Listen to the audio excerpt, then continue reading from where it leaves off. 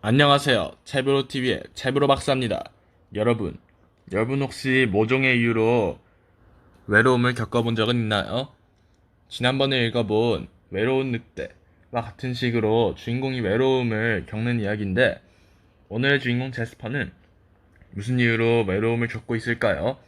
그럼 다 같이 한번 제스퍼가 사는 곳으로 가봅시다. 나무 밑에서 뭔가가 꿈틀거리고 있었어요. 킁킁거리는 코는 삐뚤빼뚤 움직였고 배에서 나는 꼬르륵 소리는 천둥처럼 요란했죠. 재채기 대장 제스퍼. 용 조심. 제스퍼는 용을 조심하세요. 점심시간이었어요. 동물 친구들은 모두 요리를 하느라 바빴고 숲속은 온통 맛있는 냄새로 가득했죠. 두더지 아저씨는 부엌에 앉아서 입맛을 다지고 있었어요. 음, 까맣겠단 토스트다. 얼마나 맛있을까? 어디 먹어볼까? 하지만 두더지 아저씨가 한 입 먹으려고 하는 순간 수염을 바짝 서게 만들 만큼 무시무시한 소리가 밖에서 들렸어요. 에치! 두더지 아저씨는 무슨 소리인가 알아보려고 창문으로 달려갔어요. 아저씨는 밖을 내다본 순간 너무 놀라서 기절할 뻔했답니다. 저기 정원에 용이 한 마리 있었거든요. 으아, 안 돼. 재채기 대장 제스퍼다. 두더지 아저씨는 너무 놀라서 비명을 질렀어요. 제스퍼는 토스트를 세상에서 가장 좋아했답니다. 특히 까맣게 탄 토스트는 더욱 좋아했대요. 재채기대장 제스퍼가 가느다란 목소리로 속삭였어요. 그 냄새 토스트 맞죠? 까맣게 탄 토스트죠? 두더지 아저씨가 뭐라고 말을 하기도 전에 재채기대장 제스퍼의 코가 삐뚤빼뚤 움직이기 시작했어요. 조심해! 두더지 아저씨가 소리쳤어요. 하지만 어쩔 수 없었답니다. 에치! 재채기대장 제스퍼의 콧구멍에서 불꽃이 뿜어져 나와 두더지 아저씨의 엉덩이에 불을 붙여버렸어요.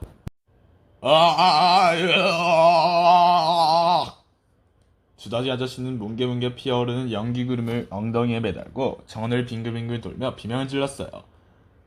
맙소사! 제스퍼가 중얼거렸어요. 두더지 아저씨는 물고기들이 사는 연못에 붕덩 뛰어들었어요. 그러자 피쉬 하면서 불이 꺼졌답니다. 살았다. 제스퍼는 슬펐어요. 재채기를 할 때마다 콧구멍에서 불꽃이 나와 옆에 있는 것에 불을 붙였거든요. 바지, 신발은 물론 세상 모든 것에요. 제스퍼는 콧구멍에서 나오는 불꽃을 조절할 수 없었어요. 그래서 이제는 모두들 제스퍼만 나타나면 도망쳤어요. 그리고 바지, 신발 등 모든 물건들을 숨기기까지 했답니다. 숲속 동물들은 제스퍼를 이렇게 불렀어요. 재채기 대장 제스퍼라고 말입니다.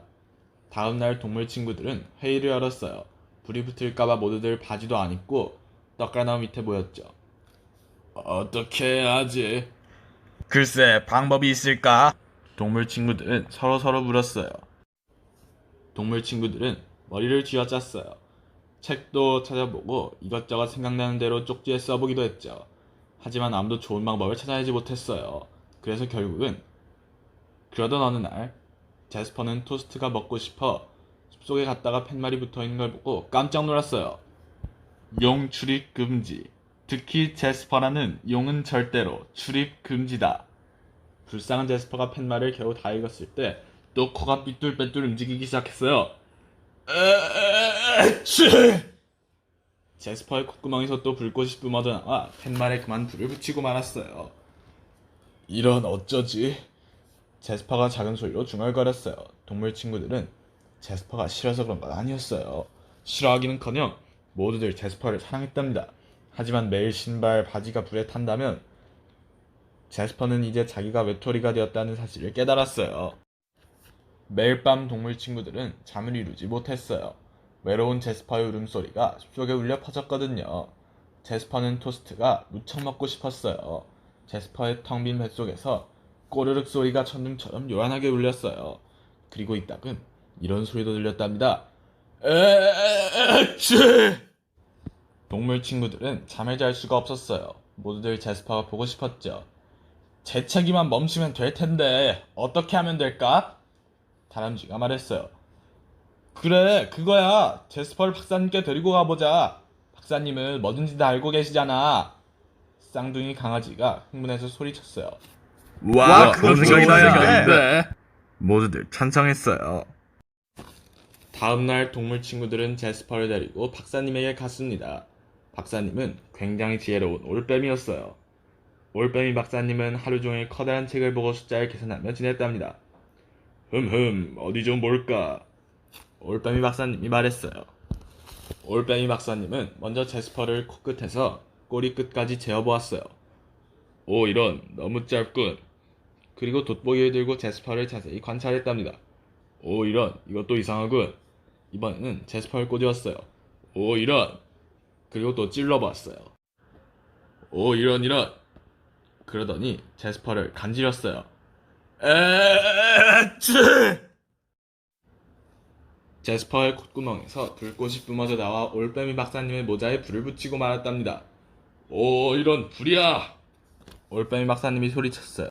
죄송해요. 제스퍼가 작은 목소리로 말했어요. 올빼미 박사님은 모자에 붙은 불을 다 끄고 나서 아주 자연스럽게 말했어요. 그랬군. 불쌍한 제스퍼는 간지럼 병을 앓고 있었던 거야. 걱정 마라. 내가 고쳐주마. 동물 친구들은 올빼미 박사님이 하는 말을 도저히 이해할 수가 없었어요. 잠시 후 올빼미 박사님은 털실과 나무 조각들을 가지고 뭔가 만들기 시작했어요. 아침 내내 망치질 소리와 톱질 소리가 숲속에 울려 퍼졌답니다. 그리고 드디어 긴 나무다리가 완성되었어요.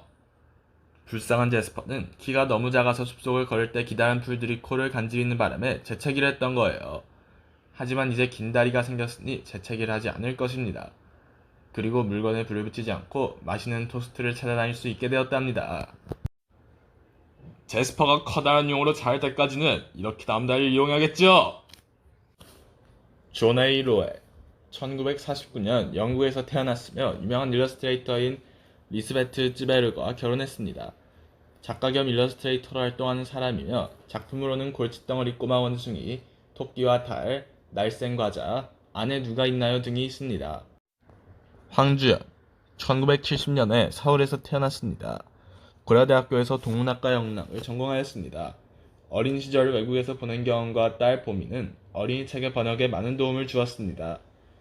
번역한 책으로는 개구리의 아주 특별한 날, 여행을 떠난 개구리, 안에 누가 있나요, 해님과 달님, 산타 할아버지의 선물, 병 고치는 강아지 화이트 박사님, 가장 높이 나는 새, 크리스마스 대소동, 동물들이 도망쳤어요, 피터가 그림을 그렸대요 등이 있습니다.